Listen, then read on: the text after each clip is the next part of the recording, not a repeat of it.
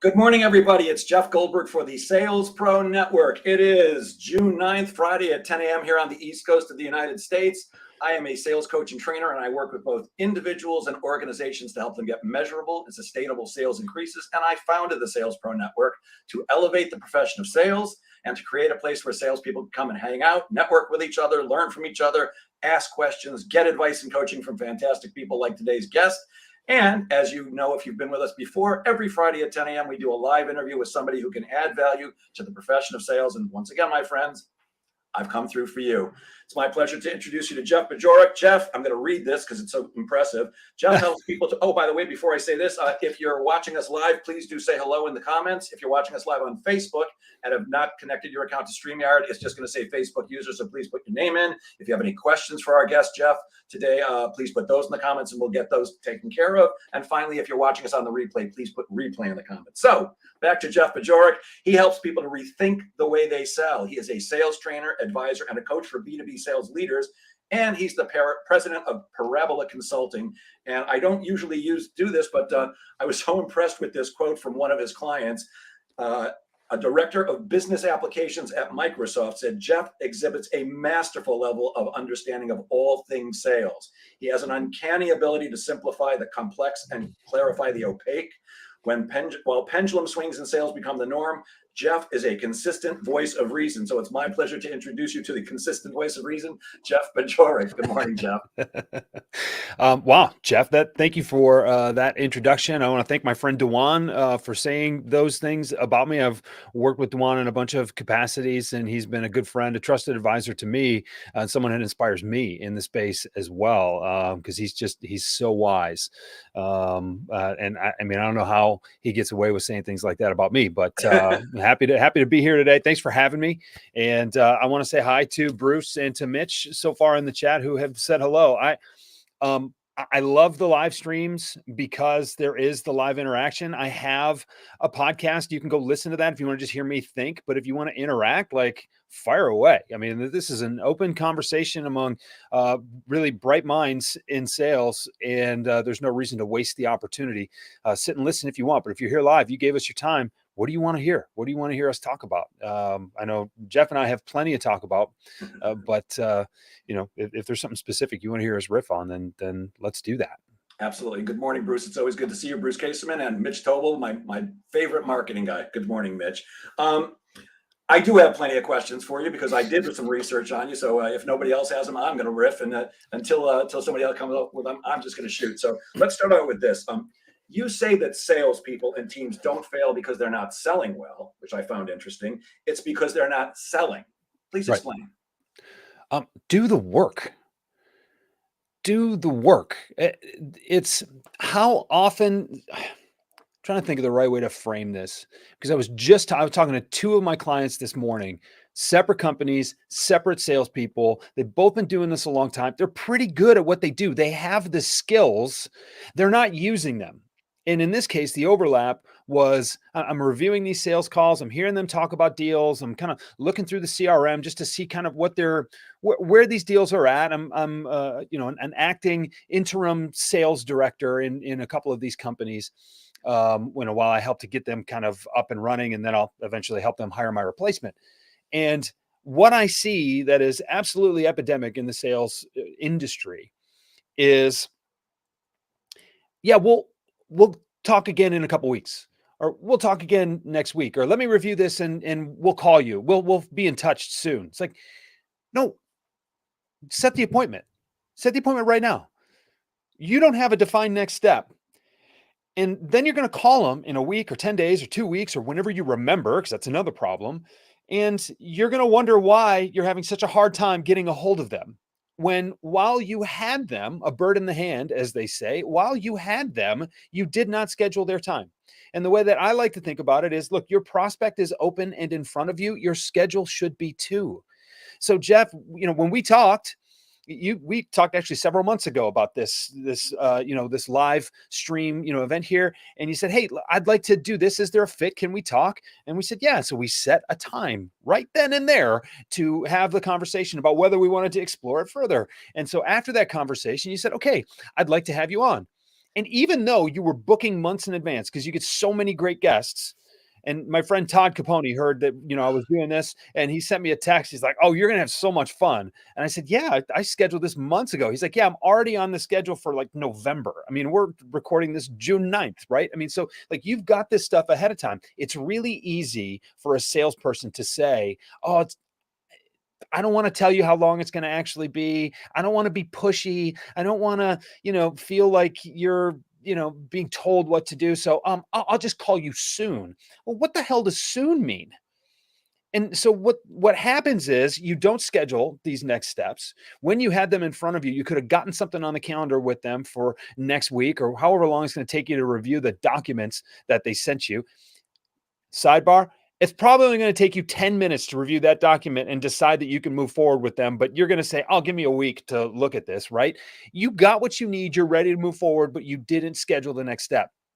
So you wait a week to call them, and then it takes you another 10 days to set up the meeting. Now, your sales process has just been extended artificially by 10 to 14 days.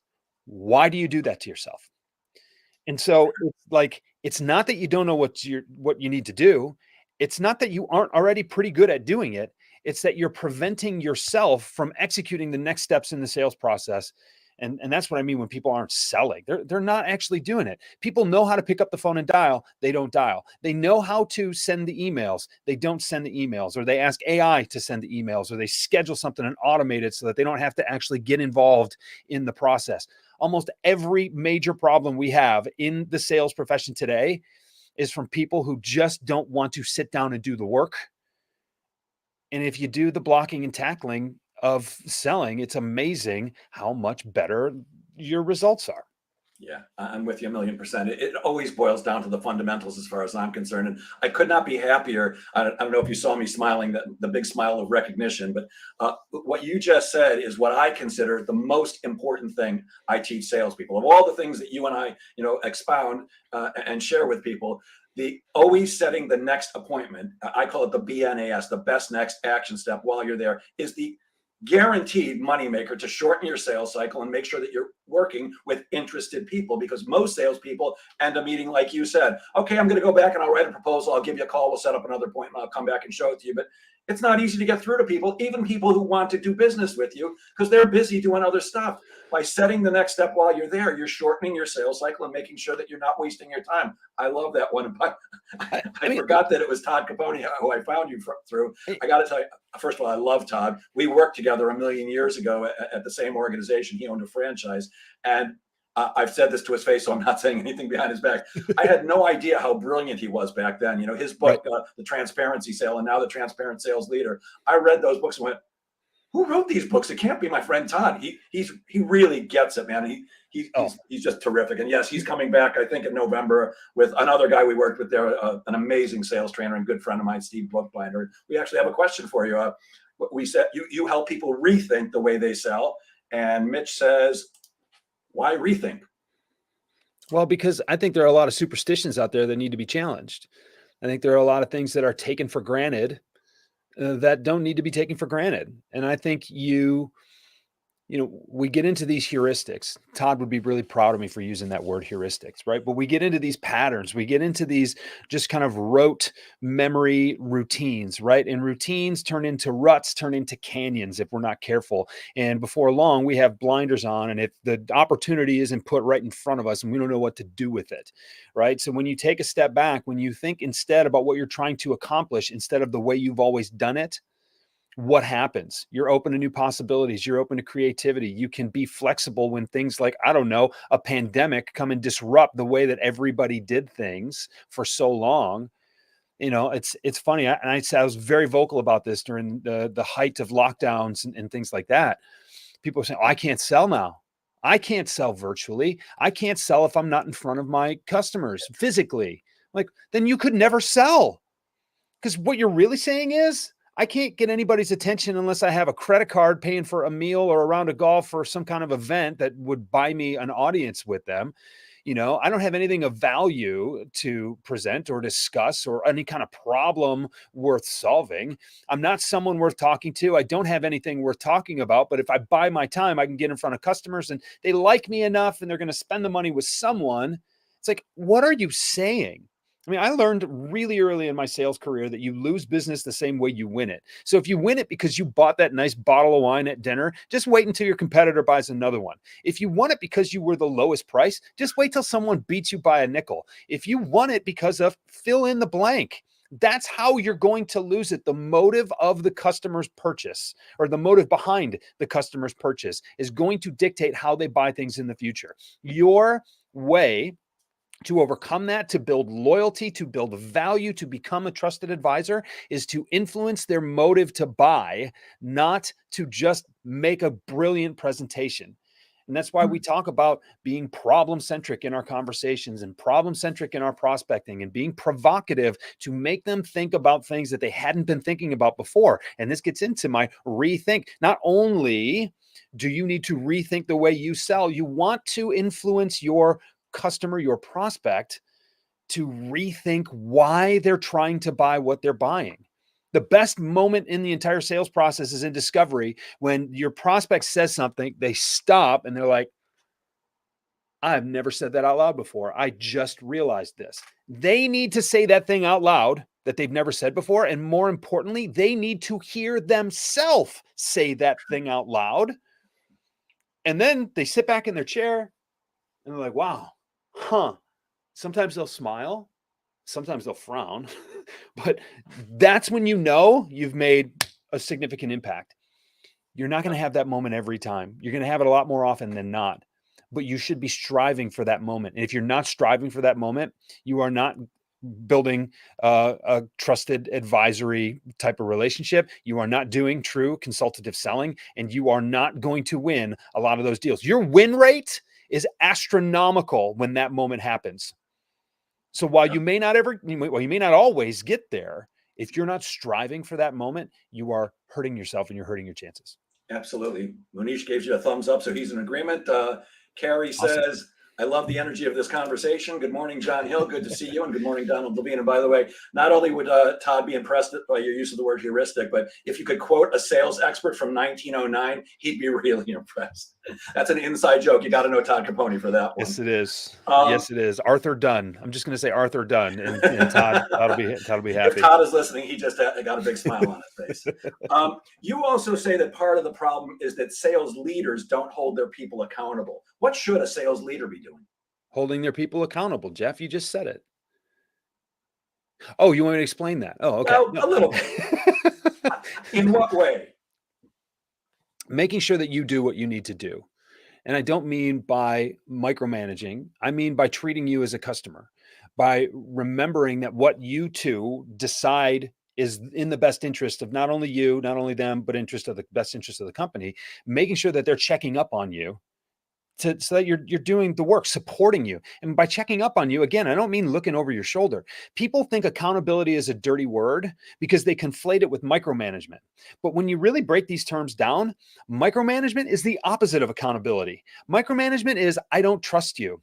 Micromanagement is, I don't think you're going to do this unless I let you know that I'm going to make sure that you are going to do this. And I'm going to let you know that I'm looking at you, and I want to see that the CRM is updated, that you made 1 billion phone calls, that you sent 2 billion emails, that you did all these things that I think you need to do. Micromanagement is overlooking the activity metrics of things.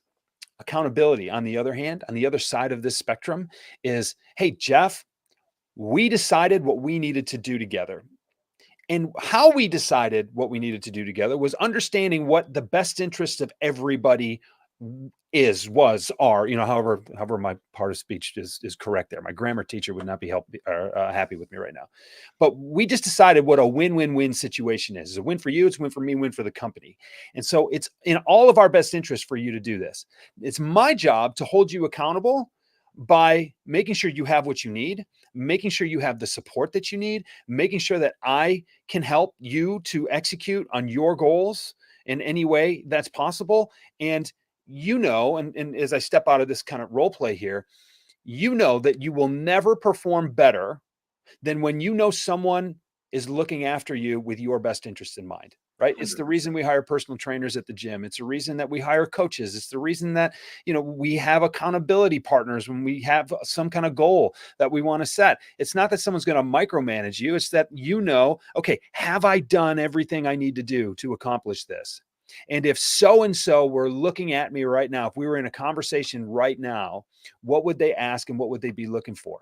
So when I feel supported, I'm going to go do my best work. When I don't feel like I have someone to answer to, even in a friendly, colloquial way, which is, a lot closer to the management style I'd like to see out of people. When you don't have that, yeah, you knock off a little early on a Thursday afternoon. You don't make the extra call. You don't do those things that are in your best interest, but they just require the discipline to do. And discipline will take you so far. Accountability takes you 10 or 15% further. And that 10 or 15% further is the difference often between someone who crushes it all the time and someone who never quite lives up to their potential. So I really go out of my way to separate these terms, right? Accountability and micromanagement. People conflate them as twins. They are not related. If anything, they're distant cousins. It's a total lack of support and trust on one end, and an overwhelming amount of trust and support on the other end.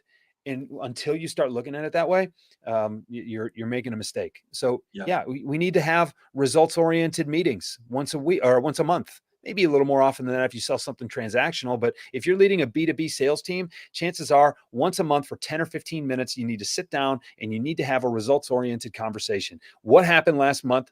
What was the number? Was it where we wanted it to be? Was it short? Okay. Do you have the pipeline to either make up for that deficit or continue your success? And I'll tell you what, if you have the results and you have the pipeline, we don't even need to talk about activity.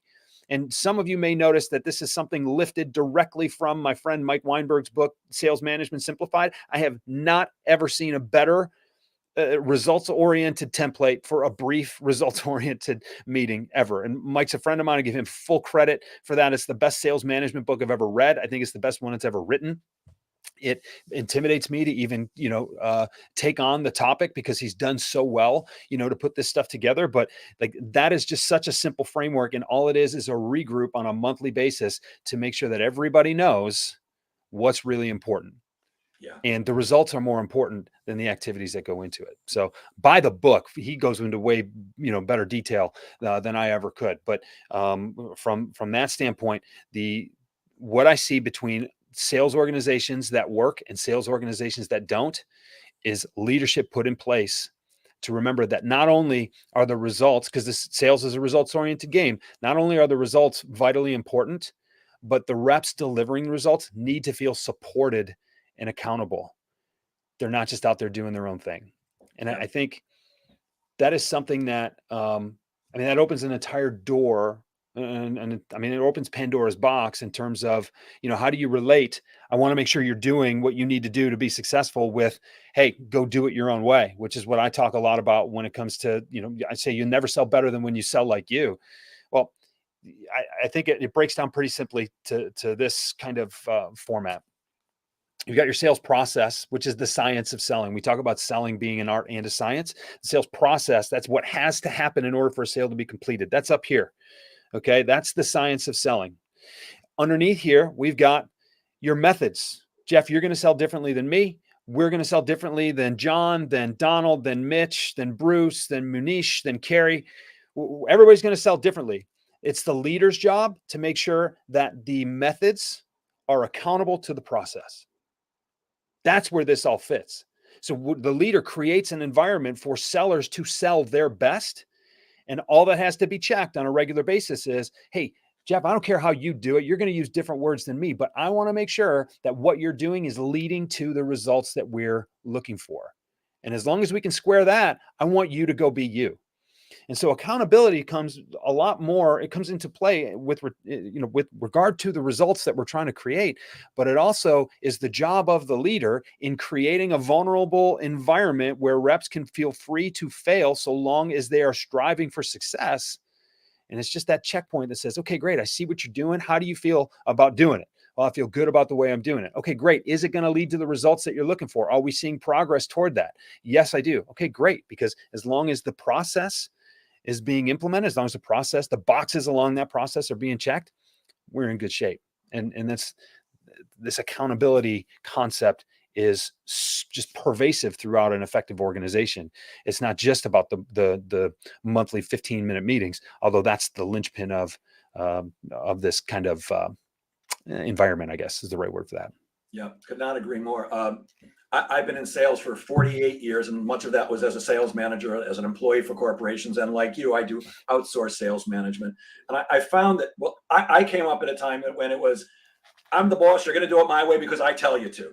Yeah. And I think we've gone too far in the other direction where we're kind of letting reps do whatever they want. I do a lot of one-on-one sales coaching, which I love to do because you can really make a difference in people's lives and their incomes and their ability to take care of themselves and their family. It's huge. And I find that your customers are your best source of business intelligence. And the thing that most of my coaching clients tell me that they enjoy most about working with me is exactly what you said. It's the accountability. I have one guy, he's highly successful. He's probably going to make $500,000 this year working for Aflac. He cold calls an hour every day. Not because I told him that's what he has to do. That's his commitment. I will cold call an hour every day to get appointments. And he decided that, can I text you at the end of every day and just let you know what I'm doing? Every afternoon, I get a text from her, or sometimes it's the next morning. I made my hours worth of calls. I got no appointments. I got one appointment, whatever it is. And all it is a very quick thing, but he knows that I'm watching for it.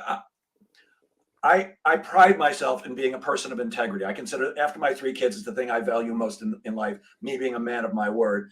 But even being a man of my word, being a fairly disciplined individual, I'll break a promise to myself, but I won't break one. I'd rather break my arm than break my word to you, but I might break it to myself. So having somebody else that I know is watching, which is difficult as a solopreneur, I think is essential. When we talk about the average sales rep, what's the mindset of the average sales rep?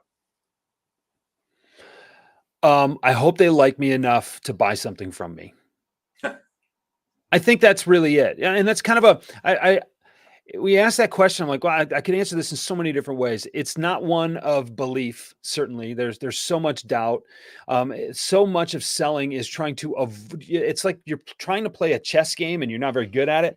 It's like you're trying to play chess to get them. You're not playing to win. You're playing in such a way that you're trying to avoid them saying the thing that you don't want to hear.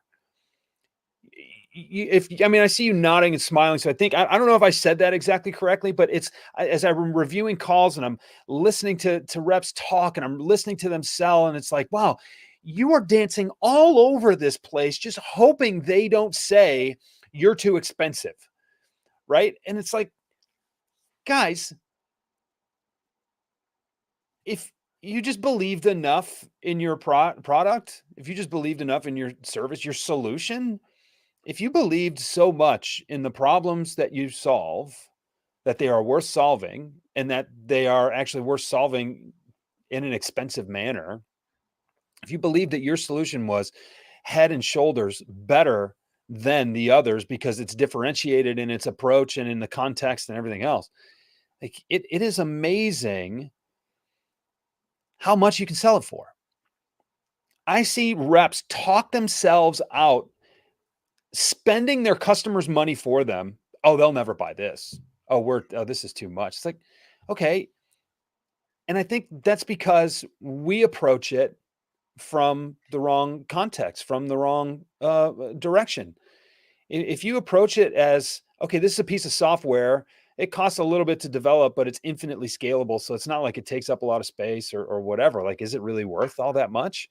Here's this widget. Okay, we make them for 57 cents and, we're profitable at 75 cents. I mean, why am I trying to sell it at $2.50? Like isn't it worth and we have all these hangups and these ties around money. And I think this goes to say why people have such hangups with salespeople. I don't think people have a problem with salespeople. I think people have a problem with money, and it's easy to pin it on the sales guy or the saleswoman who's trying to take it from us, right? That is a warped view of what we do as a profession. right? And so, I wrote something a couple of months ago now, the definition of a sales call. And a sales call is a productive conversation about a problem worth solving. When you think about it from that standpoint, it opens up a completely different world of possibilities. And when you dig into the problem that needs to be solved, when you dig into the roadblocks that this problem creates toward progress elsewhere in someone's life or in someone's business, and I've always sold, business to business. I guess, I do a little bit of individual coaching too. And so in that way, I guess it's B2C, but I mean, in the grand scheme of things, consultative selling is what I would consider, B2B selling to be. And when you help people understand the roadblocks that they're up against, when you help people understand the possibilities that are made available once these intermediate problems are solved, now all of a sudden you have a completely different scope of what becomes possible. And, well, you just said a minute ago, I love individually coaching people because you see the night and day difference, the impact that it makes on these people's lives. Yeah, I'll bet you sell it for like, $50 an hour because, $50 an hour is, you know what I mean? Like, come on, that's ridiculous. That's ridiculous. But most people would say, if you make $50 an hour, is that a lot? And they say, oh yeah, no, that's it. You can make a pretty good living. And it's like, yeah, but you're underselling the value of what you do. And so look, you sell your coaching for a lot more than $50 an hour. So do I. As a matter of fact, I don't have an hourly rate because you're leasing a portion of my brain and you don't want me to run up the bill on how often I'm actually thinking about your progress and the problems that I want to help you solve, right? It's unfair to everybody for us to sell that time by the hour because the impact is so much greater than that. And so if you start thinking about the solutions you can potentially create with your problem solving expertise, instead of, I've got this widget that I need to sell for $250 and I really wish I could sell it for $1.75. Well, now your mindset changes. You're going to approach the sales call in a completely different way. So I would say the mindset of the average sales rep is warped. I would say the mindset of the average sales rep is misguided. I would say that if you stop thinking in terms of what is this product I need to sell and you start thinking in terms of what is this problem I get to solve, an entire new world opens up in front of you and you would be surprised at what you will learn. And when you stop trying to talk yourself out of your highest price, when you're already thinking of how much of a discount can I bring in here because, this company's kind of in a bad way and they're just trying to get started and everything else. The thing about price, Jeff, and I know you know this, and I'm sure many of your viewers and listeners know this, the amount of value you get from a solution is pretty directly tied to how much you spend on it. You tend to get what you pay for. You feel like you're going to get what you pay for when you decide to buy it. You make sure you get more than what you paid for if you're actually engaged in the process and in the process of solution building. If you are under investing in your outcome, you're going to get a worse outcome. And so there's actually power. You actually owe it to your customer in this way. You can quote me on this. I'm happy. You can quote me on this. You owe it to your customer to charge as much as you can. You see me smiling and nodding again, because once again, I'm in perfect agreement with you. First of all, salespeople just don't want to hear no. I love no. I like yes better, but I understand that no is part of the game. And I want to get to the yes or the no as quickly as I possibly can so I can go talk to somebody else who may say yes or no. I think if yes is here, no is right here, and everything else sucks. I want to think it over. I got to talk to my partner. The times, whatever it is, that hurts me. I make it very, very easy for people to say yes to me and just as easy for them to say no. And I'm not here to argue with people. I'm not saying that when somebody says no, I just walk away. I still want to have a conversation about why it's no. But if it's really no, I think the smartest thing you can do is say, I'm glad we can invest this time together. If you ever change your mind, I'd love to work with you. Who do you know that I should be speaking with? And then leave skid marks in somebody's driveway getting out of there so you can go talk to somebody else. So I love no. And the other thing that you talked about is value. $50 an hour. For $50 an hour, I'm just going to sit on the beach and drink tequila and look at the ocean. I'm not ashamed. I charge 10 times that for an hour of my time. You And should. I think I'm actually undercharging. I provide exceptional value for that. And I am never, ever, ever worried about what's in my prospect's pocket. That's not my job. My job is to create a relationship with them where they have some trust in me and maybe like me a little bit, but they see the value that they're going to get for the investment they're making in themselves.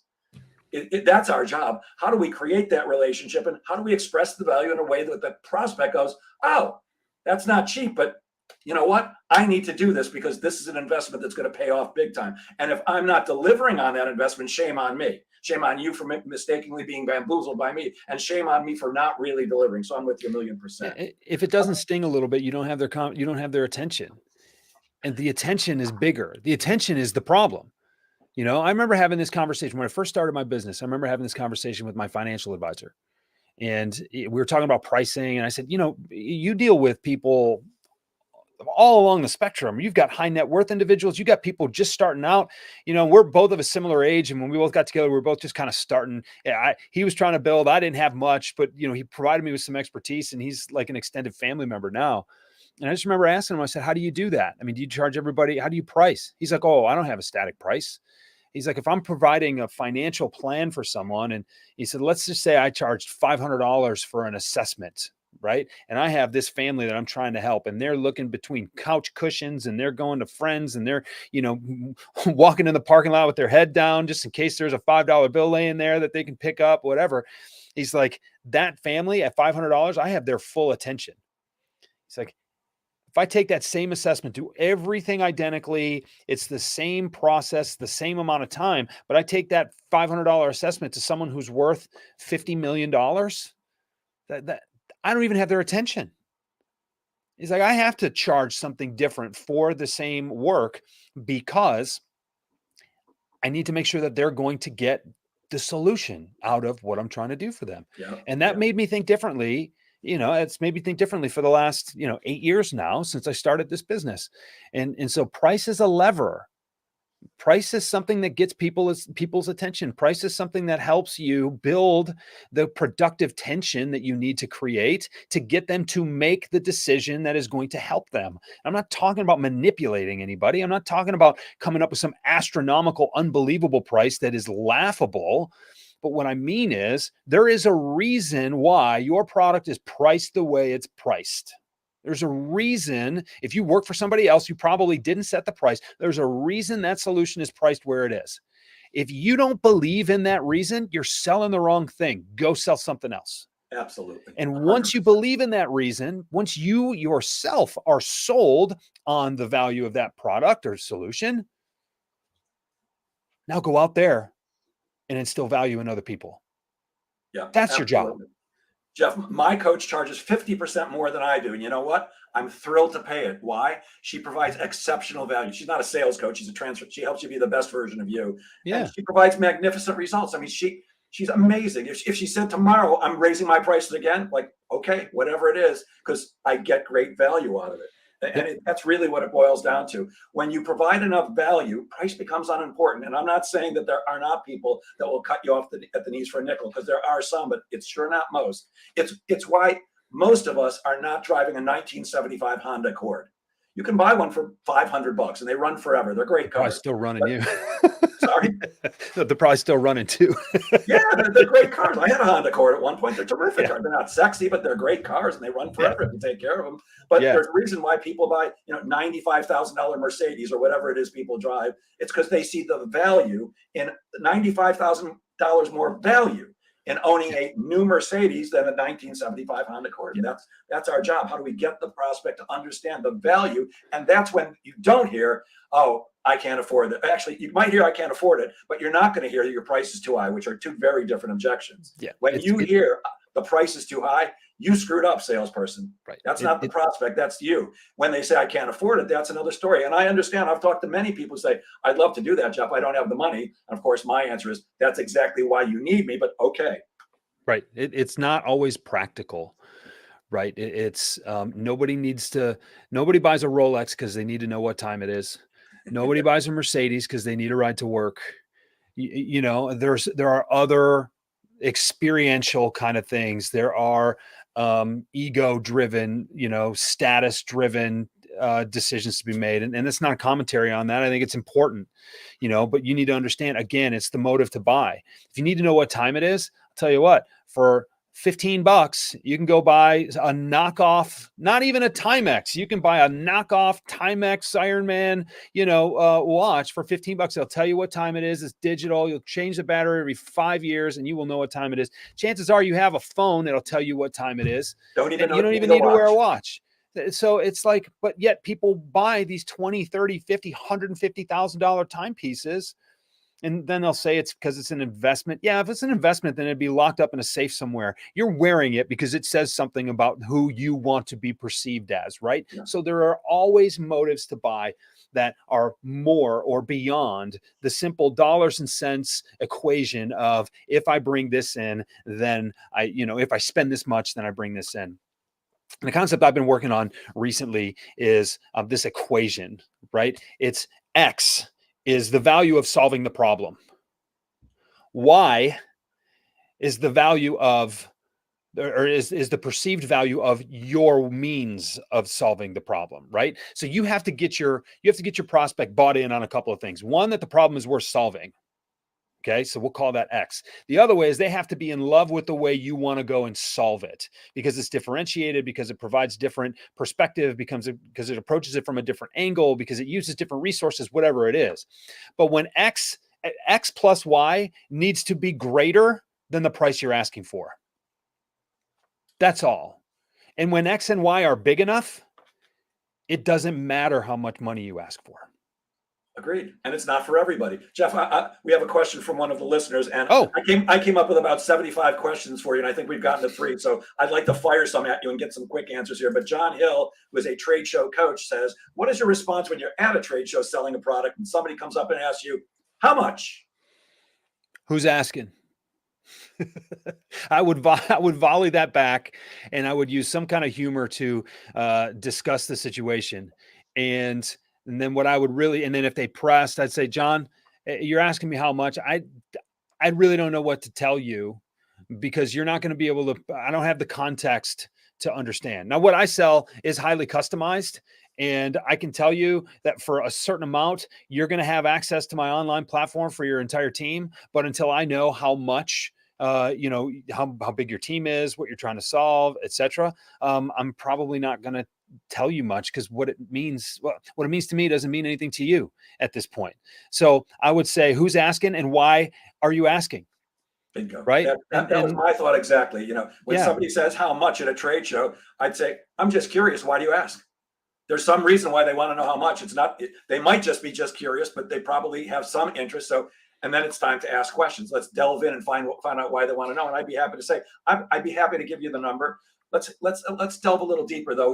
What find that problem that they have, or whatever solution your provided product or service is going to provide, and build that value first. The one advice I would certainly give is never just throw out a price. Never answer that question with it's $75 or it's $2 million, because there's something behind that. And if you're just giving the price, that's all people have to go on. Oh, it's too expensive. It's not too expensive compared to something else.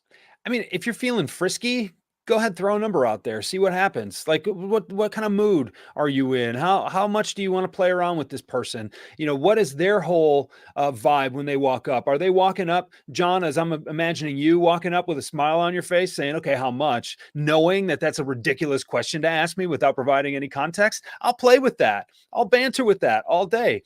And I go to this. You go to the department store, the change of season, maybe it's the fall, we're getting toward the holidays, and you see all the beautiful sweaters all laid out, and you just want to touch them, because touching them is more fun than just looking at them, right? And you want to flip over that price tag. You want to see how much it is. And if it was the right cost, if it was the right price, you'd buy it. So there is some motive there to buy. You wouldn't ask if you weren't interested. Hey, maybe I'm just doing research. Okay, well, then I'll give you a range. Hey, maybe I have a sales team that I want to train. Okay, great. What do you sell? And how many people are you talking about here? And maybe I can give you a range. There are all these things where I'm happy to use price as a lever. I already talked about this. I'm happy to use price as a lever. And I'm also willing to be a smart ass and say more than you can afford. Or I'm willing to say If you got to ask, then you probably can't afford it, right? Or something like that. Again, depends on how frisky I'm feeling. If you're not having fun, you're doing it wrong. So let me just say that.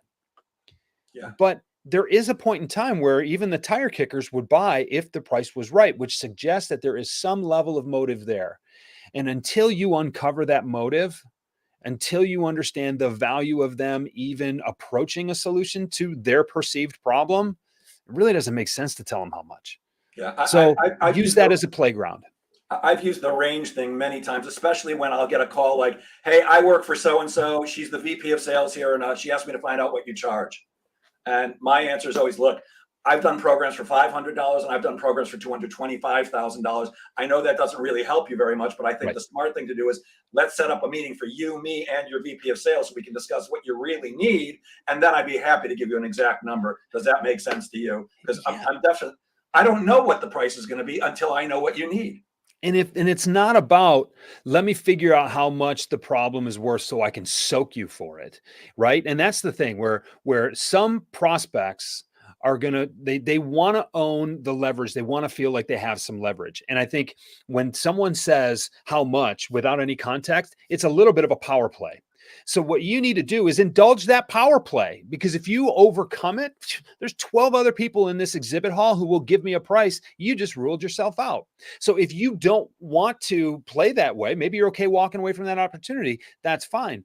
So what you have to do is ask for context without eliminating their feeling of leverage in the conversation. And I think that's an underestimated, underrated aspect of this. When someone just comes up with no context, it's a power play. So let them feel like they have leverage and say, look, I can appreciate that, and I can throw you a range. I just don't know if that's actually going to answer your question, or if you're going to if I'm just throwing you a range. So if you're serious about a problem that needs to be solved, I'm happy to hear a little bit more about the situation, and I'm happy to talk to whoever you feel is best equipped to give me the details and the context for that situation. And I'll shoot you straight. I'll give you a much tighter range. It's going to be much more accurate.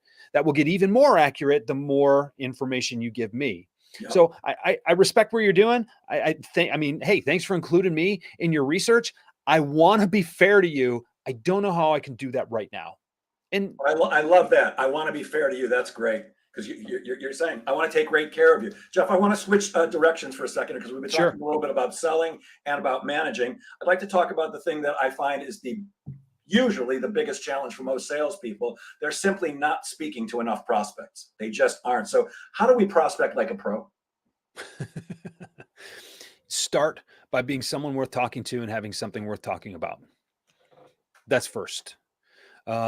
The next thing, well, let me go into that a little bit. If you don't have credibility or relevance, why would anybody pick up your call? Why would anybody return your email? If you're just some nobody who picks up the phone, spews some sort of elevator pitch at them, doesn't create any context around their problem, like you're not likely to get a desirable response. So the first thing is have something worth talking about and be someone worth talking to.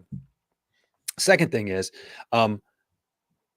reach out way more often than you think you should, or way more often than you probably are. And this gets back to, Mitch's question earlier, but rethink the way you sell. The default, Jeff, I'm sure you've seen this, the default length of time between calls for salespeople is 2 weeks. I don't know what manual that was in, but it seems everybody I talk to is like, yeah, I just left them a message. I'm gonna call them back in a couple of weeks. As if that voicemail is like sitting in their inbox, just waiting for them to digest it and think about for the next couple of weeks. And, oh yeah, once they've really considered my proposition, then they'll come back to me and call. No, you're abdicating your role. You are basically avoiding all responsibility. The best practices out there show that you need to call a lot more often than you do.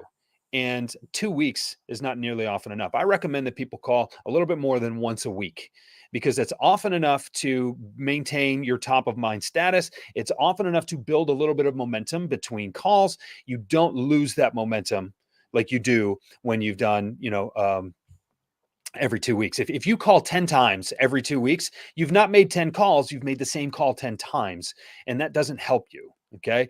Yep. Throw that over the fact that most people only reach out 3 times before they give up.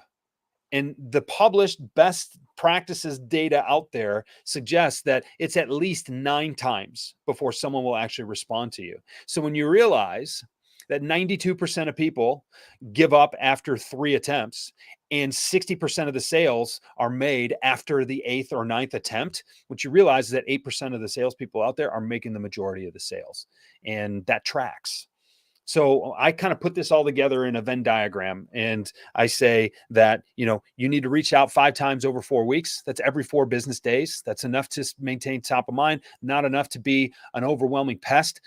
Oh, by the way, being an overwhelming pest has way less to do with the frequency of your call and way more to do with the value within each one of those calls. That's what I mean by being someone worth talking to and having something worth talking about. But we know we need to reach out longer. We know we need to reach out more often. We know we need to reach out with more value. And we know we need to be more credible and more relevant than we are. And so when you start thinking in terms of all of those, what is the picture that you paint? It looks like what professional prospecting looks like. And it means having problem-centric conversations that lead to solutions-oriented conversations that ultimately lead to sales. Yep, the sales arbiter says, Jeff is right. Most people don't want to do the work it takes to be successful. Let's end mediocrity. And I'm sure you know that our friend Todd Capone is in complete agreement with almost all sales messaging seems to be about I want to do this. I know that. I know the other thing. And I know he said it before. You got to get rid of the word I as much as possible. The prospect doesn't care about you. They care about themselves. And I don't know if you're familiar with Jason Bay. Really, Jason? Jason's a very good one of my best friends. Jason guy. and Todd and I have actually combined on deals together with a client of mine, and you never have more fun than when you get to do something like this with your friends. But when I talk about this being persistent versus being a pest, I'm going to plug this. It's on Jason's YouTube channel. We did it a couple of years ago, but we did a webinar on being persistent versus being a pest, and there's 58 minutes of gold there. If you want to go back and find it. And I want to just give a quick shout out to Crispin Cruz, the sales arbiter. There's another guy who really knows his stuff. Got a great podcast and a great weekly live stream show too on this that doesn't compete in a time slot with you. Chris is a good guy to get on. Please introduce me. Yes, I'd appreciate that. But I was mentioning Jason because I'm a big fan. I've had him on a couple of times. His company is Blissful Prospecting. If you want to go to blissfulprospecting.com, lots of free, great information on there. And he's well worth following. But he talks about great messaging, and for somebody like you or me, it might be. I'm talking to a lot of VPs of sales who are saying their sales cycle is too long. Instead of I help people close more business, it's like you talked about their problem. That's what they want to hear about. So, and any other tips? Oh, actually, before I get to that, you say that you're more likely to respond to a cold call than an email. Why is that? Because nobody calls. I love that. Yeah, do what the other guy isn't. Well, I mean, okay, my inbox is flooded. And with all the information out there and all of the people out there who are using automation and software and all these things to scale their work for them without doing the work to be credible and relevant and valuable and all these other things, look at my inbox. It's really easy for me to triage and say, not worth it, not worth it, not worth it, not worth it. But if someone calls me, that sticks out to me. If they actually leave me a voicemail message that is credible, that sounds like they put a little bit of effort into it. And I don't mean doing the amount of homework that you did to go back through most of my content and find these questions to ask and things like that. I mean, like, hey, look, I'm talking to VPs of sales like you who are struggling with their sales cycles being too long. I've got some insights to share with you. And look, even if we don't move forward and work on a project together, my call is going to be worth taking because we're going to be able to talk about your problem in the context or through the context of some different solutions for you. Is it worth 15 minutes to chat? How do you say no to that if you have that problem? Maybe he didn't call at the right time or she didn't call at the right time. So it just doesn't make sense for you to call back now. But if you called me 4 or 5 more times, left detailed messages, brief but detailed, relevant messages that show me you're not going to be waited out, that show me you're going to continue to persist because you really believe that you can help me. And maybe that's combined with a social touch on LinkedIn and maybe a couple of emails to say, hey, you may recognize my name because I've left you some really compelling voicemails. All of these things that all add up. You show me you've got me professionally surrounded. You're coming to me with value, a differentiated point of view, and you won't be waited out. Like, that's professional selling. And now I know I'm dealing with a professional and not some hack who I know is going away after 2 more emails, and timing isn't perfect right now. So I put it up on the salesperson. I'm like, look, if you were really serious, you'd persist. And you're showing me that you care about me, not everybody. The call I hate to get is, "Hey Jeff, we're calling businesses in your area like yours." Really? That you're just calling every business? Right. What I often ask them is, "What do I do? Right. Tell me what I do for a living." Yeah. If you can't answer that, I don't want to listen to what you've got to say. Right. I just don't have time for it. We're quickly running out of time, and I really do have probably 60 more questions. I want to ask you, because we're all hearing about AI these days. Yeah. Everybody's worried jobs are going to disappear, and well, I certainly don't believe sales is going away anytime soon. No. Do you think sales is in jeopardy? And if not, how can salespeople make the best use of AI? How can people make the best sales? I mean, how can salespeople make the best use of AI is recognize that it's a tool that will help you automate redundant, repetitive tasks that will free you up to do more important work. And I'm not just talking about using software and other programs and things like that. I mean, it can aggregate research for you. It can do a lot of these things. I think the important thing to think about is whether or not your entire job consists of redundant, repetitive, mindless kind of tasks, because that's really not selling. Selling is making sure that your head is where your feet are. Selling is making sure that you are in the moment. Selling is making sure that you are connecting live with people. And what AI will never be able to do is recreate the energy between two individuals. And the best analogy I have for that is when we were locked down and we couldn't meet with individuals in person for a while. We could still meet with them like this, and we have the same conversations. We could read the same body language. We could even arrange for meals to be delivered, so we were eating food from the same, franchise, whatever it was. But the thing that was missing, that nuance of just the energy of being with somebody, we lost that over video. AI will never have that. So there's always this transmutation of that kind of energy. Yeah. Jeff, So somebody's asking, where yeah, can they see the persistence video? it's on Jason Bay's YouTube channel. Just Jason Bay, Google BAY. Google Jason Bay, Jeff Bajorek, persistent versus pest, and it'll be the first thing that pops up. Got it. Maybe But if you would, maybe go ahead. Maybe if you'll go into the Sales Pro Network and post that in the feed, that would be great. The link to that, or if you want to send it to me, I'll post it for them. Great. I'm not on Facebook, so I can't. I would love to join your group, but I'm not on Facebook. I'm an old guy, so I am, and we're not the same age, Jeff. I promise you that. I got off 7-8 years ago or something, and I never looked back. Well, the Sales Pro Network was formed on Facebook. It's a Facebook group with about 1,200 plus salespeople. Jeff, what's the difference between COI and ROI? So the cost of inaction versus return on investment. The cost of inaction is basically the business case and the tension you're building around the business case for solving the problem that they have. Return on investment is basically, okay, this is what the investment looks like in terms of resources. That's time, it's energy, it's effort, it's money. And this is how you can expect to see some kind of positivity there. The COI is largely emotional. The ROI is largely logical. And so what people get wrong, what sellers get wrong, is they try to use their logical ROI to create emotional tension around the cost of inaction. That doesn't work. So when you try to logic someone into purchasing something, you end up getting no decision because there's no context for why they should solve this problem. If you create all kinds of tension and you don't have any ROI, you end up giving people reason to be indecisive because they don't have a logical resolution to this problem they've created in their heads.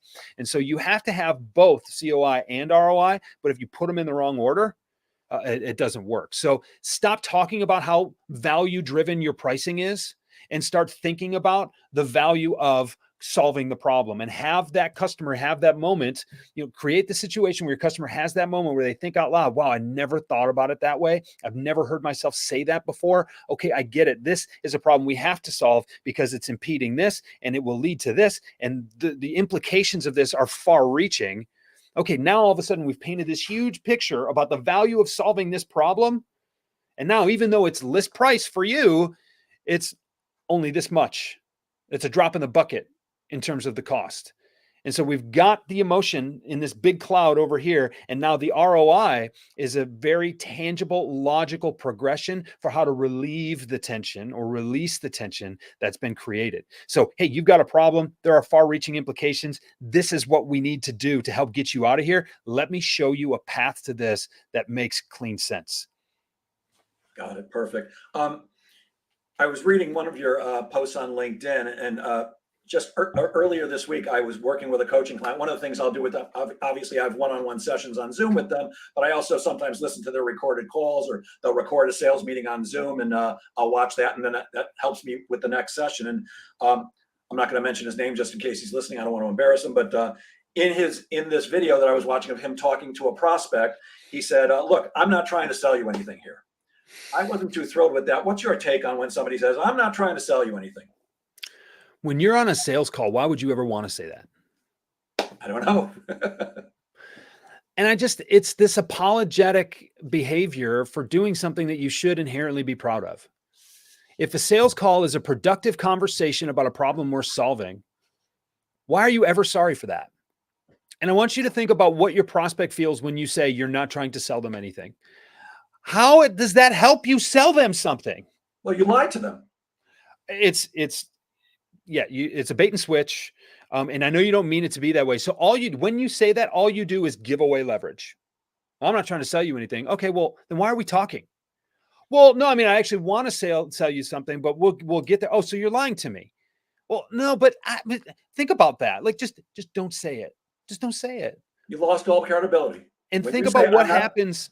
Think about what happens in order to paint yourself into that corner, and do your best not to paint yourself into that corner, right? You don't apologize to be in sales. It's one of the most honorable professions you can ever embark on. Know that you create value for people in ways that other people can't, and stand in that value because you're worth it. Yeah, much like the fact that my last name is Goldberg and I'm a Jew. I'm actually not. I'm anti-religion, but I'm not ashamed to be a Jew, and I'm definitely not ashamed to be a salesperson. We provide an incredibly valuable service. There's an old saying, you build a better mousetrap, the world will be the path to your door. No, you build a better mousetrap and you find somebody to sell it for you. That's how you're going to make some money. Exactly. Wow, we're so getting close to the end here. I've got literally 30 more questions. Well, let's just do another. Let's just do another one sometime. Well, you can book me for 2025 because that's what your calendar will allow right now. I think we're booked up through the end of November, but yes, we'll definitely get you back. Maybe we'll get you on that episode with Todd and Steve Bookbinder. Your podcast is, I believe, it's called Rethink the Way You Sell. Yes, that's correct. Perfect. A few weeks ago, you offered a bonus episode, and you said that top sellers all have one thing in common. What's that one thing? Top sellers all have one thing in common. I got to let you go after this. You do, because I've got a meeting I have to run to, but I'm trying to think what I said. So the bonus episode, they've all made a decision at some point in their career to sell in a way that only they can do. And that sell in a way that only they can sell. They have battled those inner demons of, I don't know if I should pay attention to that voice inside of my head, that feeling in my belly. No, that's exactly what you have to do. You'll never sell better than when you sell like you. And until you make that decision, the more you try to copy the other stuff that you've seen out there, the more you are reducing yourself to the level of mediocrity. And you didn't come here to be mediocre. You came here to do your very best work. You don't listen to shows like this. You don't watch shows like this. You don't sign up for Facebook groups like the Sales Pro Network unless you are trying to do your best work. You need to release yourself from that trap of mediocrity. And at some point, you just have to trust yourself. Great. Jeff, before you go, I want people to know how to reach you. I'm sharing my screen, but this is also a podcast for people who are going to be listening. What's the best way to get in touch with you if somebody wants to talk to you? If you're listening to this on a podcast player right now, look me up. You just search Jeff Bajorek. My show comes up, Rethink the Way You Sell. RethinkTheWayYouSell.com is where my online community is for all my content. The podcast is there, and it's available as a course. JeffBajorek.com is obviously my home base on the internet, and @JeffBajorek is basically my handle for every social media platform. Jeff, feel free to run. Thank you so much for your time. We'll definitely get you back on here again. And I am going to end now, and I'll say this, as I always do. Sales is a game of making things happen. So get out there and make sales happen. Thank you, Jeff. Thank you, everybody. Have a great weekend. Appreciate it, Jeff. Thanks. But